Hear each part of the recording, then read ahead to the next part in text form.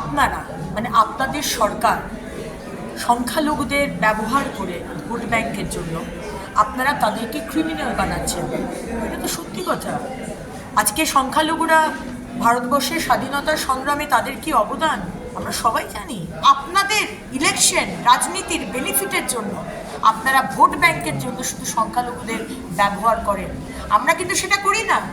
সবকা সাথ, সবকা বিকাশ, সবকা বিশ্বাস, সবকা প্রয়াস। যখন আবাসের লাইনে বা উজ্জ্বলা গ্যাসের লাইনে কেউ দাঁড়ায় তখন জিজ্ঞেস করা হয় না যে তুমি হিন্দু না মুসলমান না জৈন না শিখ। ওটা আপনারা ধর্ম নিয়ে রাজনীতি করেন। সত্যি কথাটা বেরোবার সময় এসে গেছে। এরা অপরাধী। ভারতের ইতিহাস পড়েনি, গণতন্ত্র পড়েনি, ধর্মনিরপেক্ষতা পড়েনি। এরকম মহিলাদেরকে দেশ থেকে তাড়িয়ে দেওয়া দরকার। এরা অযোগ্য। আমরা একসাথে আছি, একসাথে থাকবো। হিন্দু মুসলমান তাস খেয়ে বাংলায় কিছু করা যাবে না। মানুষ ধৈর্য ধরে আছে, প্রমাণ পাবেন ভোটে। মানে আপনি যেটা বলছেন অগ্নিমিত্রা পাল যেভাবে আচরণ করলেন সেটা সংবিধান বিরোধী। গণতন্ত্র ওখানে দাঁড়িয়ে ক্ষমা চাওয়া হচ্ছে। মন্ত্রী প্রিন্সিপাল সেক্রেটারিকে প্রচন্ড অন্যায় কাজ করেছে। এটা পারমিটেবল নয়। কেন্দ্রের বাজেটকে হাম্পটি ডাম্পটি বাজেট বলে কটাক্ষ করেছিলেন মুখ্যমন্ত্রী মমতা বন্দ্যোপাধ্যায়। আর তার সেই মন্তব্যকে ঘিরেই আজ বিধানসভায় তুলকালাম বাঁধে, ওয়াকআউট করে বিজেপি।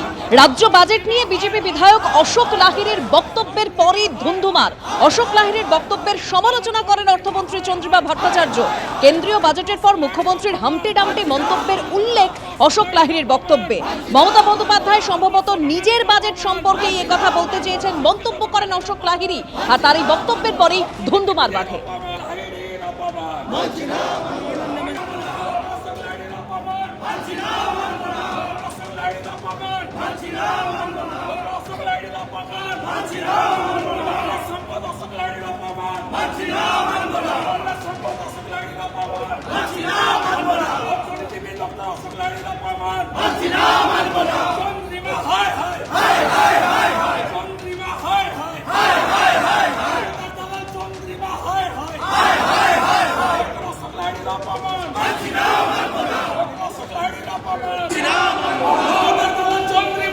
অশোক লাহিড়ীর বক্তব্যের পরেই বলতে ওঠেন অর্থমন্ত্রী চন্দ্রিমা ভট্টাচার্য। চন্দ্রিমা ভট্টাচার্য ব্যক্তিগত আক্রমণ করেছেন, এতে অসম্মানিত হয়েছেন অশোক লাহিড়ী। এই অভিযোগ তুলেই ওয়াকআউট করে বিজেপি বিধায়করা।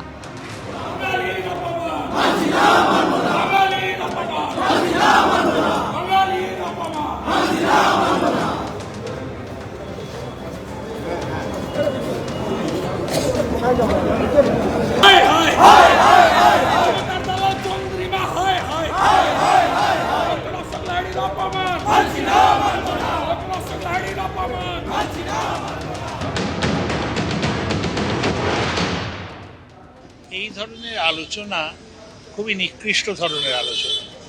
ব্যক্তিগত আক্রমণ না করে যা বক্তব্য রাখা হয়েছে তার কথা বলা উচিত। এগুলো তো অপ্রাসঙ্গিক। আমি ইংরেজি জানি কি জানি না, আমার ইংরেজির অ্যাকসেন্ট কি, তো এইটা খুবই অপ্রীতিকর।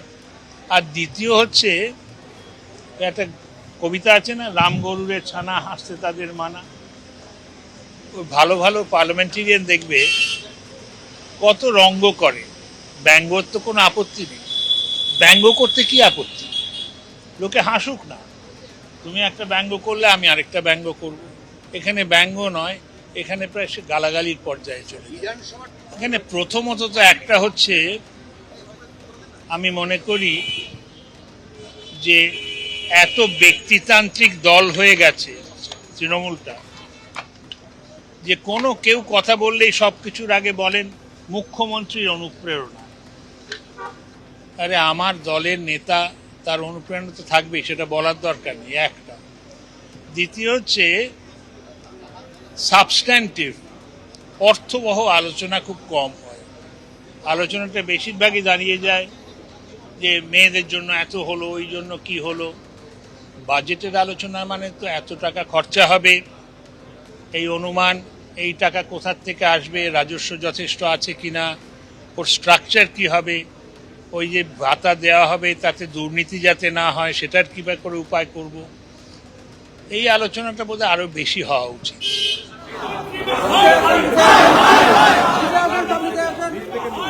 Hey!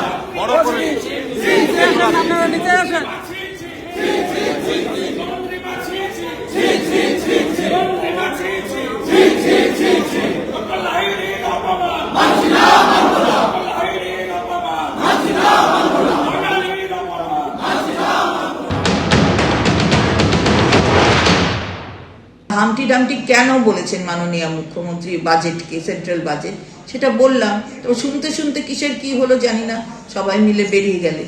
তো যাই হোক, যেটা করছেন যে আমরা নাকি কিছুই করি না, তো কিছুই না করলে আমরা বারবার আসি কেন? 15 বছরে আমরা যদি কিছুই না করি, মানুষ, মমতা বন্দ্যোপাধ্যায় আমার দলের সর্বোচ্চ নেত্রী এবং মুখ্যমন্ত্রী, তাকে করার জন্য এত উৎসুক হয়ে যান কেন? শুধুমাত্র তো 11ই হয়নি, তারপরেও তো হয়েছেন, 16 হয়েছেন, 21 হয়েছেন, আবার হবেন 26-এ। এই ঔৎসুক্য কেন? বাংলার মানুষের পাশে থাকেন। আমরা বলি না আমাদের সরকারটা তৃণমূল কংগ্রেসের সরকার, আমরা বলি এটা মা মাটি মানুষের সরকার। মায়ের স্নেহ আর মাটির গন্ধ আর মানুষের পাশে থাকার অঙ্গীকার, সেই অঙ্গীকারটাকে বাস্তবায়ন করেন বলে তাই মা মাটি মানুষের সরকার বারবার আসে, আবার আসবে। এবার আপনাদের শোনাবো গত 1 তারিখ কেন্দ্রীয় বাজেট পেশের দিন মুখ্যমন্ত্রী ঠিক কি বলেছিলেন। টোটালটাই মিথ্যে কথার ফুলঝুরি।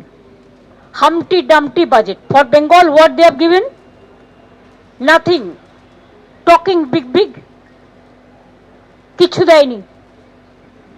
যে ফ্রেট করিডোরের কথা বলেছে ডানকুনি থেকে, ওটা আমার রেলওয়ে বাজেটে 2009-এ I place the budget, there you will see I have mention about Dankuni and Amritsar. ABP Ananda, এগিয়ে থাকে, এগিয়ে রাখে।